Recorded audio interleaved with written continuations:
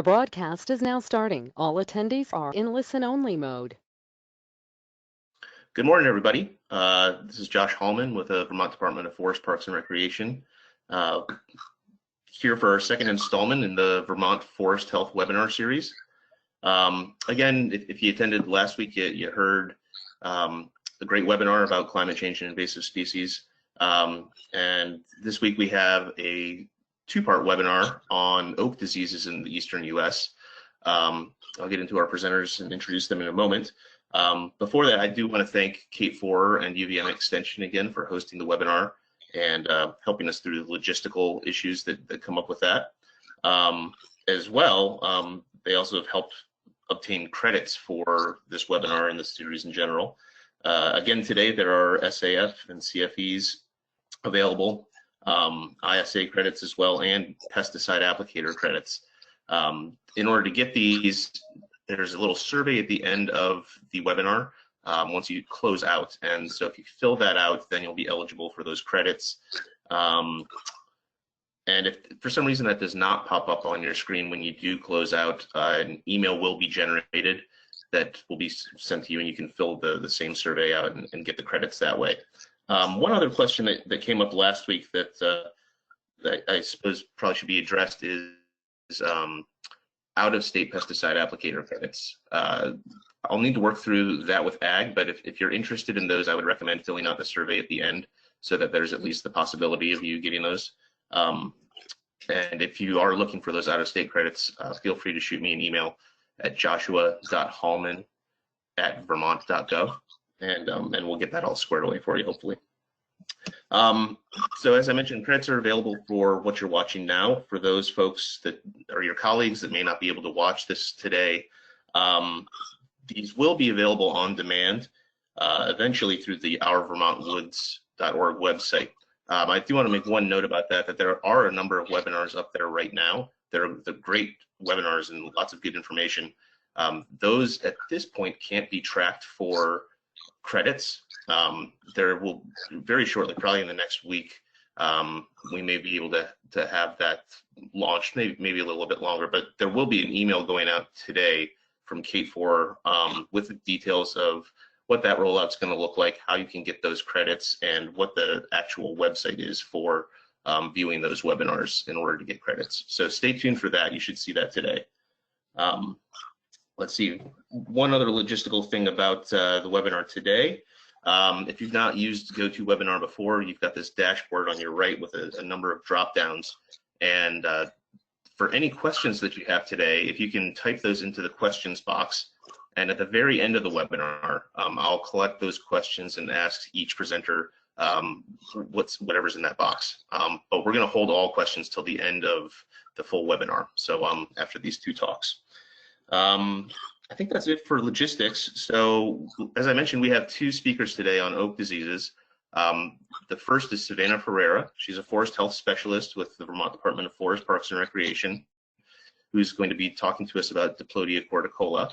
And following her presentation, Rob Cole from New York State DEC is going to be talking to us about oak wilt and what's going on in New York with oak wilt. So two really engaging talks, and I'm really looking forward to hearing about these. Again, put questions in the question box and we'll answer them at the end. But without any further ado, I'm going to go ahead and pass this off to Savannah, and we can begin the webinar. Thanks. Great. Thank you so much, Josh, for that introduction. Like you just mentioned, today I'm going to talk to you all about Diplodia corticula, which is an emerging canker pathogen of oak species in the United States. So let's first start with a background on oak trees. Quercus spa, commonly known as oak, is an economically and ecologically important genus that comprises over 600 species in 6 continents between the northern temperate and tropical zones. This genus includes both deciduous and evergreen species and are commonly broken down into 3 subfamilies. We have the white oak family, the red oak family, and the cirrus family, which is neither red or white oak family members. These families are most commonly distinguished by leaf shape, but also by bark color and texture. The only thing that actually separates the cirrus family from red oak and white oak family members is the arrangement of the scales on the acorn. So it can be really hard to tell if you're not looking at it genetically, but Cereus family members are typically found in Europe. We don't commonly have them in the United States, but we might see them as ornamental plantings. Here I just have a couple pictures of oaks that are in the eastern United States, or more specifically, in the southeastern United States. White oak family members are on the top, for those of you unfamiliar, and red oak family members are on the bottom. White oak family members have really shallow lobes, except for the white oak species, but all of their lobes are typically blunted in shape. Red oak family members typically have deeper sinuses and very pointed lobes. So oaks hold a lot of importance, both economically and ecologically. Red oak family members are commonly utilized for flooring, cabinetry, and furniture making, while white oak family members are commonly used for wine barrels and cork production. All families are ecologically vital and provide both habitat and food resources for many wildlife species. An often overlooked value is their contribution to ecosystem services, providing water filtration, air purification, oxygen production, and carbon sequestration. Unfortunately, oaks in both the United States and Europe have been declining. In Mediterranean Europe, these valuable oak species have been in a state of decline for the last several decades. Several complexes active in this decline include both abiotic and biotic factors, such as drought, flooding, Phytophthora and Armillaria root rots, insect defoliators, and several Diplodia species, including Diplodia corticula. Unfortunately, Diplodia corticula was actually misidentified as Diplodia malta in Europe up until 2004, and previous literature has not been updated. So because of that, the first actual report of Diplodia corticula in Europe is unclear, but we can assume for now it's 2004. More recently, the United States has been experiencing a similar decline. However, the decline is much more heterogeneously distributed across the landscape. Several pathogens have been found to contribute to this decline to varying degrees and include Brexia phagoraceum, which is the causal agent of oak wilt, Phytophthora cinnamoni, which is Phytophthora root rot, and more recently, Diplodia corticula and Diplodia corsifera. In 2010, Diplodia corticula was first reported in California and has since been reported in 9 US states. In 2013, Diplodia corsifera was first reported in Florida and has since been reported in 4 US states. If you look at this map here, you can see that distribution pattern. Diplodia corticula isolates are shown in both blue and green, and as you can see, it is pretty spread across the United States. However, we do see a majority of Diplodia corticula positive states being coastal in this eastern region. Although I am showing Diplodia corsifera here on the map, I'm going to focus the rest of the presentation on Diplodia corticula. So what's currently known about Diplodia corticula? Well, it's the anamorph or asexual state of Botrisphaeria corticola, which is a cosmopolitan fungal canker pathogen of both oak and grape species. In the United States, Diplodia corticula affects grapes in both California and Texas, but today I just want to focus on the oak host specifically.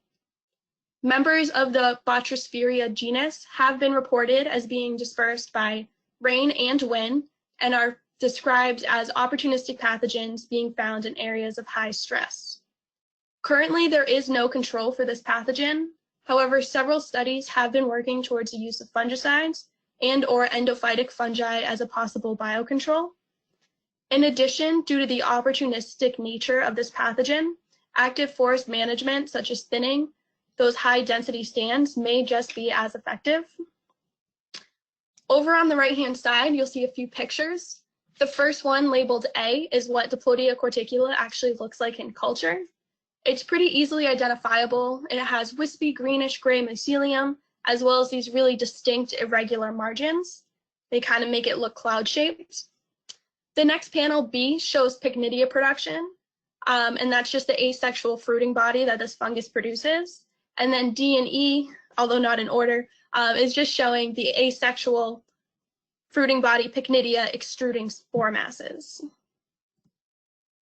So for those of you who are unfamiliar with fungal life cycles, I just wanted to include this diagram. It's not really important that you know everything that's on here, but I just want to reiterate that the asexual form of this fungi is known as Diplodia. It produces pycnidia, which then produces asexual spores called conidia. This is the stage that you're typically going to find in nature, which is just why I wanted to bring this up.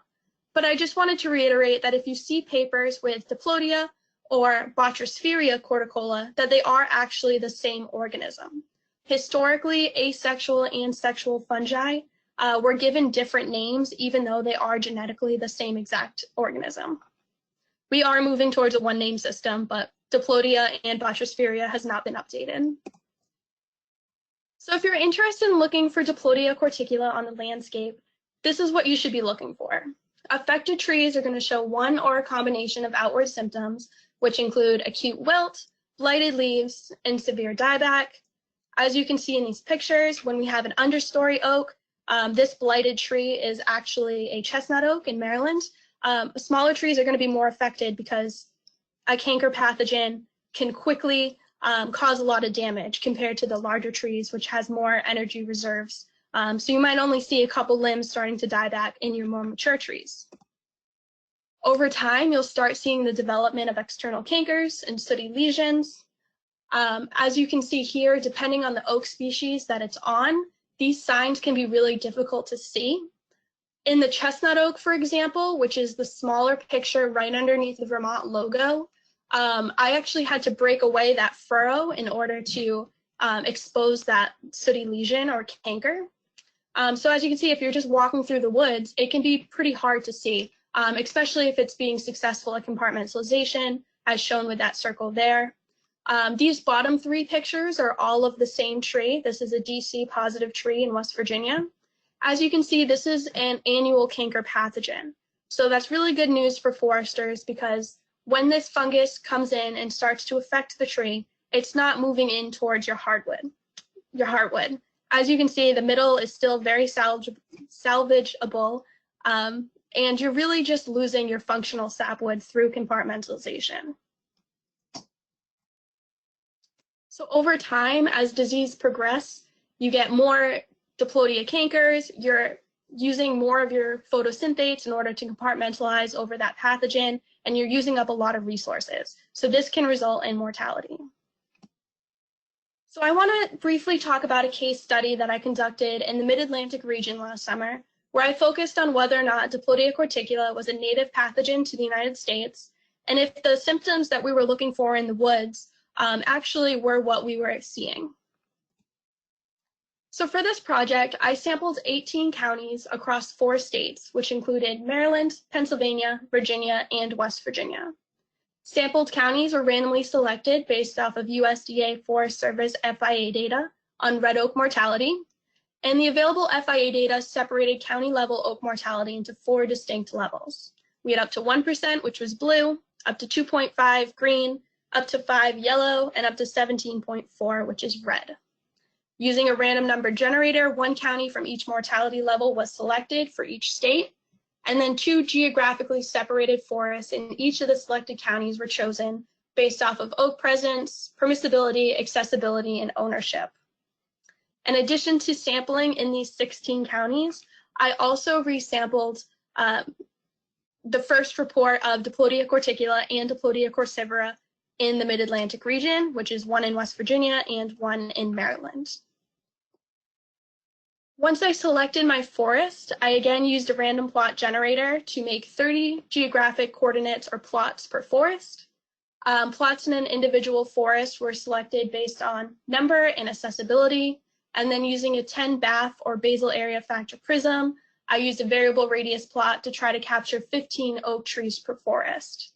This resulted in me sampling 1 plot in a lot of my sites. The Mid-Atlantic is very oak heavy and has been experiencing oak decline for some time now. However, in some of my sites, I had to sample up to 6 plots. I was primarily interested in oak trees. However, you always have to take general plot observations, so I listed these here. So for all oak trees in my variable radius plots, I took some additional observations.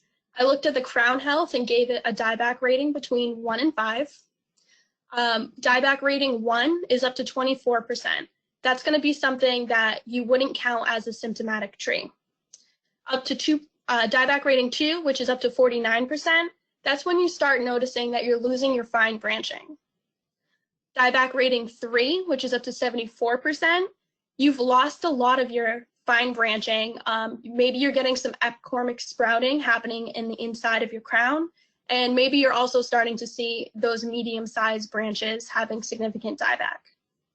75 to 99% is going to be dieback rating 4, and this is going to be no fine branching, rarely medium-sized branches, and maybe just epicormic sprouts. And then dieback rating 5 is complete mortality. I also counted symptomatic tissue on the bowl, and for 15 trees in a forest, I took fungal isolation plugs.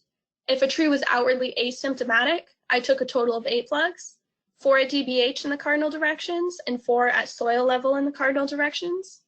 If a tree was outwardly symptomatic, I took an additional 8 plugs in and around these wounds.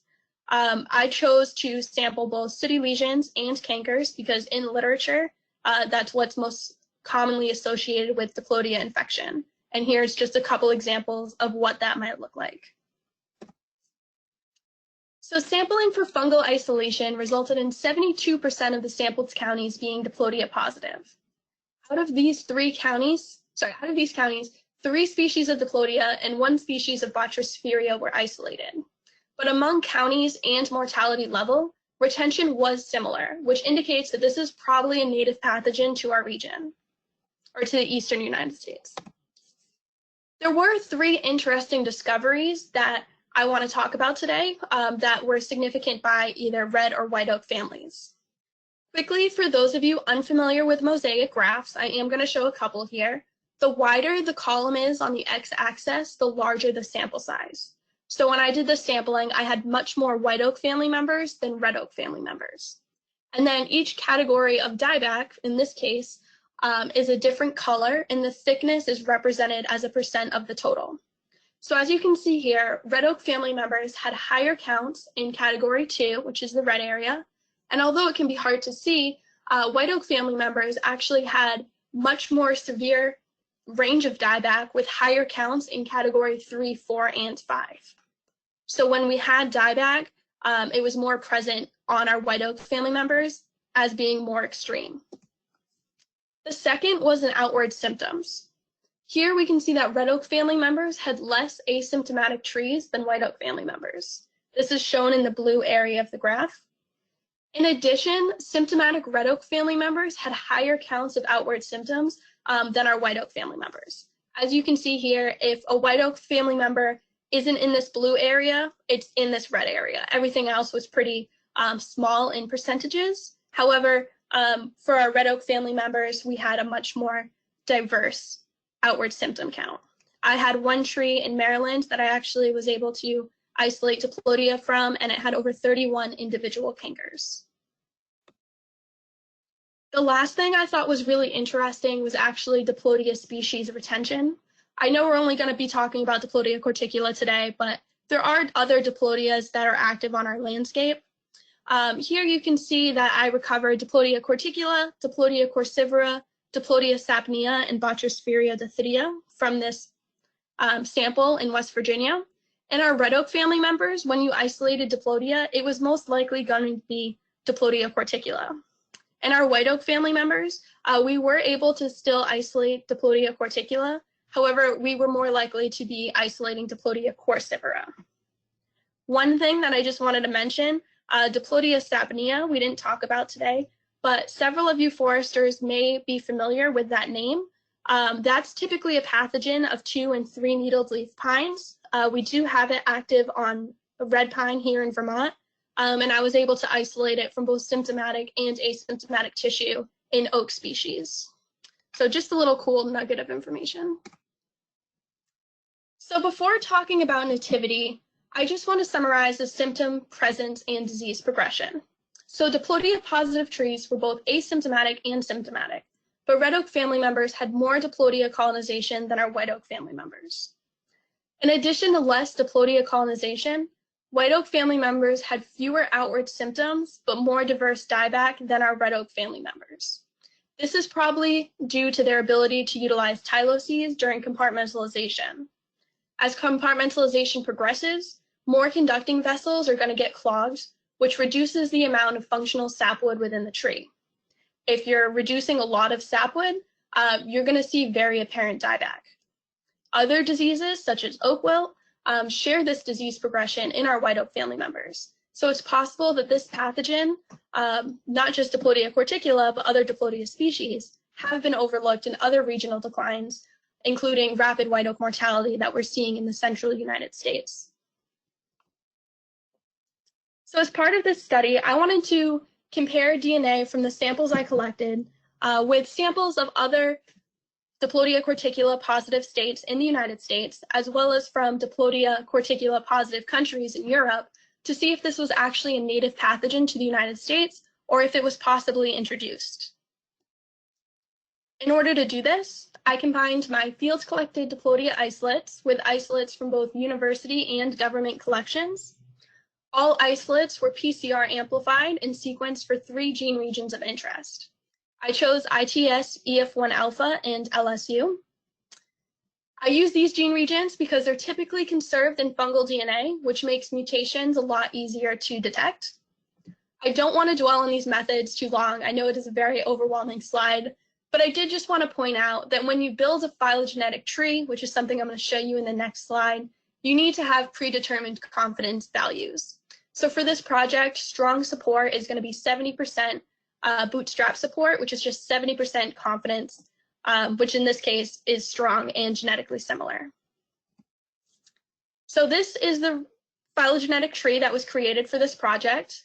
And as we can see here, if you look at the bottom left-hand side of the screen, you have Diplodia and Botrosphaeria coming from that same little boxed area. So these are the same organism, that's why they're still grouping together. However, all of our Diplodia species are resolving into a monophyletic group, which just means that everything I said was Diplodia is genetically Diplodia. So if we look at just Diplodia corticula, which I'm going to box right here, we do have some indication that this could be a native pathogen. For reference, the only 3 European isolates in this example are shown with the stars here, but everything without the stars are US isolates, either from what I collected or from other states in the United States. And as you can see, they're all pretty much grouping together, which means that they're not that genetically different from each other. However, 2 things that I wanted to show you is strong support here. This clade includes both isolates from California as well as Spain. And this clade, which includes isolates from Maryland, West Virginia, and Italy. These are strong support for genetic similarity. So these California isolates are more similar to Spain than any other US state. So what does this mean? Well, we do have evidence that's supporting Diplodia corticula as a native pathogen to the United States. However, we also have evidence that supports a potential secondary introduction from Europe. So the results of this study show that Diplodia corticula is an opportunistic pathogen and is likely contributing to broad-scale oak decline in the Mid-Atlantic region and elsewhere in the United States. This is evidence supporting Diplodia corticula as a native pathogen to the United States. However, we do have that potential for secondary introductions. Like all research, obviously we need further molecular studies and broader surveys to be able to resolve these differences among oak worldwide. So I threw a lot of information at you, and I hope you guys have been able to stay with me or at least have some really good questions for the end. But why do we care, and how does this really relate to us in Vermont? Well, this study helps support Diplodia corticula as a native pathogen to our region.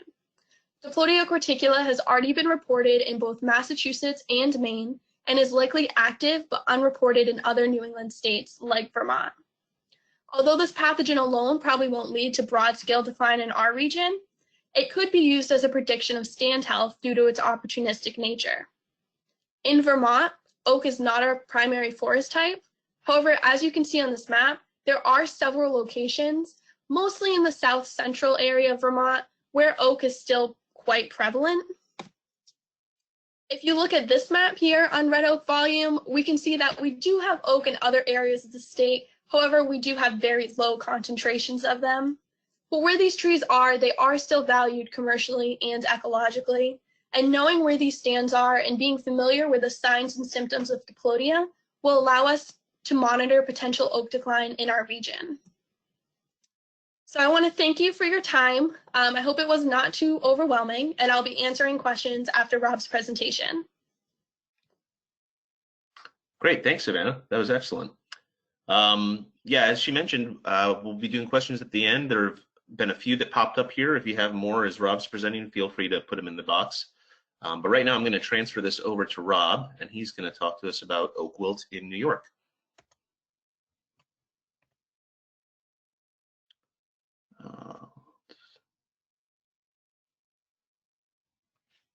There we go. Thanks, Rob. All right. So yeah, I'm Rob Cole. I'm a forester with the New York State Department of Environmental Conservation. One of the programs that I've managed for about a decade now is our oak wilt program. So I'm going to talk to you about some different components of what we do here in the state of New York to manage oak wilt. I'm talking to you from my basement right now. I was really looking forward to the drive up through the mountains into Vermont, but this, I guess, is the best we get right now. So let's get into it. The components of an oak wilt management program, at least as we see it in New York, obviously we're doing treatments here, but I'm going to talk about survey, the different types of survey we do, the different types of treatments that we do, some of our outreach, and some of the research that we have going on. That's kind of, we've built a big program here, but I think if any of you are land managers over a big regional area, you kind of have to have all of those components together, or else something's going to fall by the wayside. And oak wilt's a really tricky thing, so we really have to stay up on top of it, so I can't highlight that enough. I can make my screen move here. All right. So oak wilt, we're talking about the wilting of oak leaves, and hopefully you guys are, you all out there are familiar a little bit with oak wilt and the signs and symptoms. Here in New York, one of the highlights I always like to make is our leaf symptoms. The Forest Service has great information out there. A lot of universities have great information out there, but we tend to focus on the really perfect symptomatic leaves, wilting and discoloring from the outside inward. And we see that here in New York. You can see the picture on the right kind of looks like that, but then you can see the picture on the left. These are oak wilt positive leaves as well, and they don't really meet those perfect symptom pictures that we see online all the time. So I just want to highlight that. The wilt is not always as perfect as you think it's going to be, and it can also be masked by other things. So we heard about diplodia earlier here, but there's other things like bacterial leaf scorch, which if you're surveying later in the year or taking samples, could be a tricky one to discern between. So we sample everything, and once we get to a certain point in the year, we test both for oak wilt and bacterial leaf scorch, because we have bacterial leaf scorch here in New York. And the picture to the right, on the right-hand side of your screen, actually has bacterial leaf scorch and oak wilt in it at the same time. So I'd just like to make that note that the symptoms are not always as clear, and they can be masked or look a little different by other things going on in the tree. So oak wilt, is it native? Is it not native to the U.S.? That's kind of a debate that's going on. Articles come out in journals every couple of years. People doing the genetic studies, trying to figure out what's going on. And they come to different conclusions all the time. So here in New York, we don't really worry about if it is invasive or if it's non-invasive. In New York and in its current range, which you can see is a lot of the Midwest and down into Texas, it acts as a primary killer of trees. So that's our concern, invasive, not invasive. It's a primary, it kills healthy oak trees, and it can kill them quickly. So we go right after it. We don't really worry about the labels. As you can see on this New York map, we have oak wilt, and we kind of break it into 3 areas of the state. The furthest west there is around Canandaigua Lake, one of the Finger Lakes. We have several sites there, and then we have multiple sites in the Albany, Schenectady area, which is, you can see that kind of on the eastern side of New York State there. And then we have our Long Island, New York City area, which includes one single detection in Brooklyn, and then a handful of detections out on Long Island. So we have it kind of across the state, and we have it in very different locations. So we have a lot of, we do things differently. We try to maintain the same process at each site, but each site gets handled very separately, and we'll get into that a little bit. So just a little look here, what's going on Long Island, because this is always a question. So Long Island, we discovered these trees in 2016, and we discovered those 4 sites that you see there from central Long Island all the way out to the North Fork, all in 2016. And since then, we have found no additional infected trees. That's odd for us. We expected to see a lot of root grafting there. It's Long Island, very sandy soils, should be a lot of root grafting going on.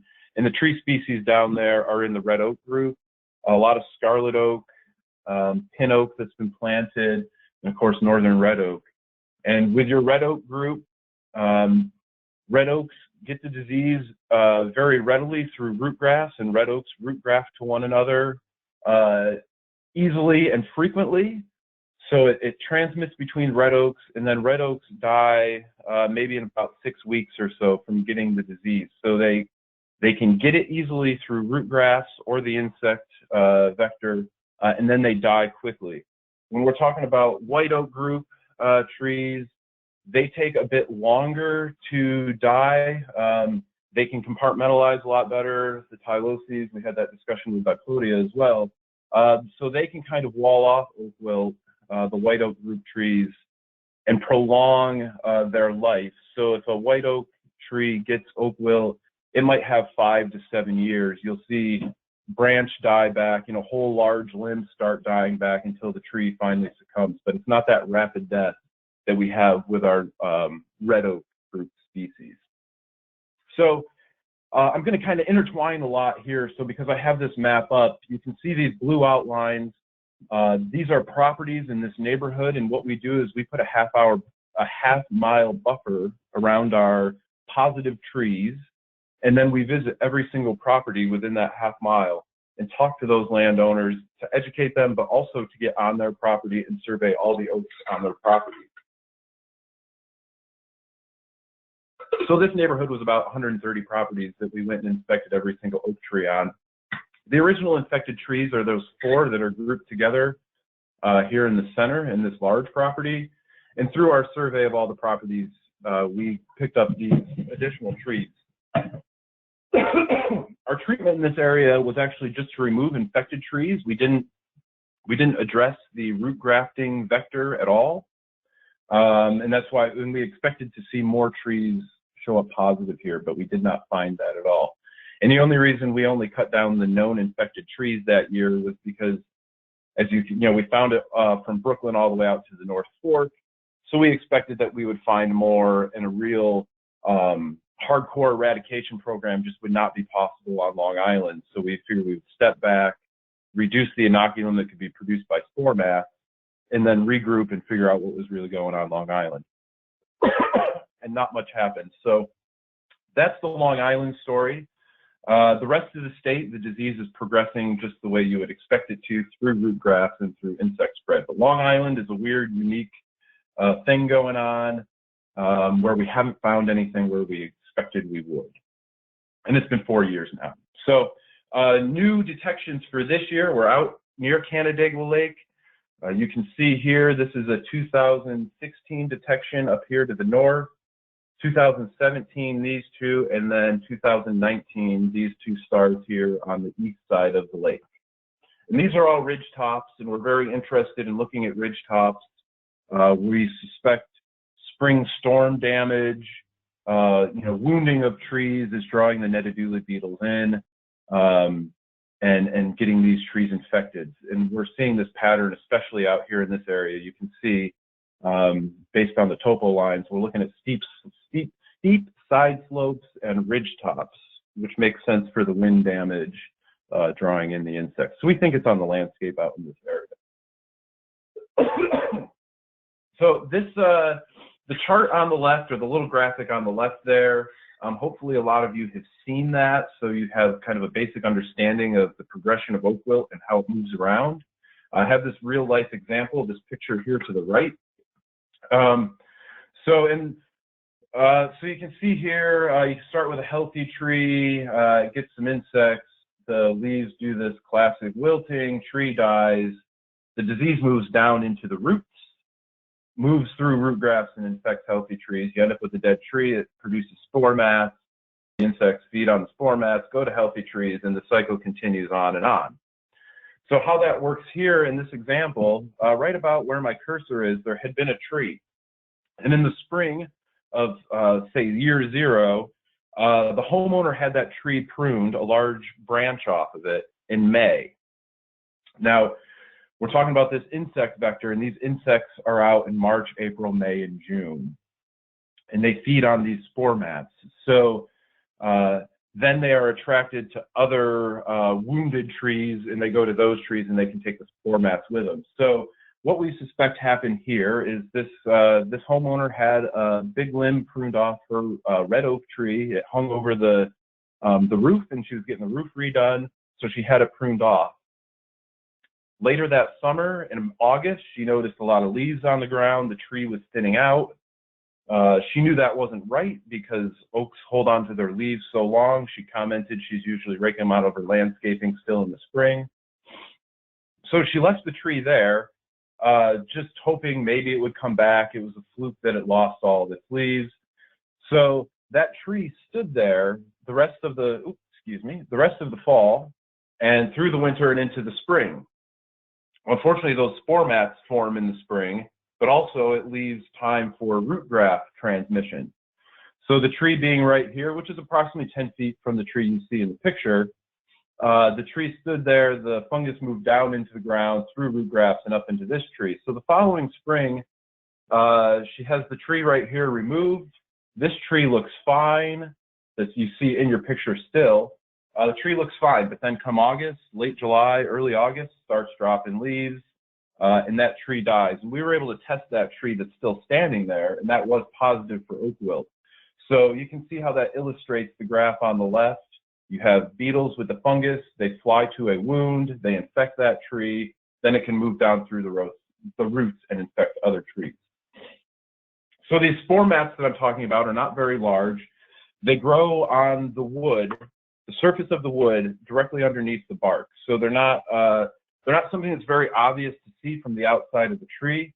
This picture here on the left, you can see above this cut, there's a small crack here, and it continues down here.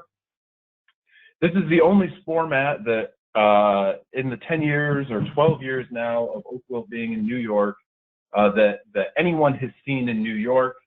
But you can see we took a small cut out of this crack here, and this was an individual, George Hudler from Cornell. He said, this crack might be a spore mat. Let's see. So he took the hatchet, got in there. You can see some remnants. That center picture is the underside of the bark. And then the picture all the way to the right, you can see in the center there, that little fungal mat. That is the oak wilt spore mat. They can be a little bit bigger. But that's where they are. So we don't send individuals out, homeowners, or even when we talk to land managers, we don't really say, hey, go out and look for spore mats in the spring. They're tough to find. It's not super obvious. That crack in the bark was not obvious to anyone else standing there when we looked at it. And a crack in the bark could be anything, and we can't be peeling the bark off a ton of trees looking for spore mats because we'll just end up killing a bunch of trees. So we don't focus so much on the spore mats, but they are there, and they're an important piece of the puzzle when the disease is being vectored. What we talk to everybody about is what you see here on your screen now. If you see leaf drop like this in your yard, in your client's yard, or in your woodland, or whatever your type of work you're in, you go to someplace to conduct some business, and you see this in the middle of the summer. You know it's not right. The homeowner probably knows that it's not right. And this is what we focus on, especially with homeowners. Oak trees hold on their leaves. And so if you're seeing this in July and August, it's a real sure sign. You better be calling and finding out what's wrong from a professional. So again, I just wanted to show also the variability in the leaf discoloration. You can see here we have up in the upper right, that leaf has some brown on it, some of that scorching color, but it's also just very yellow. And then the picture below it, you can see a lot of the brown with some green, a leaf that's entirely brown. And then in that just picture of the yard, if you take a closer look at that, you can see it's very variable. So landowners can call us with any kind of discoloration, and we'll look at pictures and we'll look at the site and take a look. We don't harp on people, you have to have the perfect symptoms. We just don't see them very often. And again, for a homeowner or a professional, another really easy thing to see in the middle of the summer, you can see in both of these pictures, these trees are surrounded by other oak trees that are still perfectly healthy, perfectly green. And this is what we see a lot. And this could be because one of these trees were wounded. And so they brought in a nitidulid. And then the following years, you might see that spread outward from this individual tree should you leave it there. There are a couple things that can produce this kind of look to a tree, and a big one that we have here in New York because of all the stress going on with the oaks and the general decline that we are dealing with, is two-line chestnut borer. So with oak wilt, you should expect the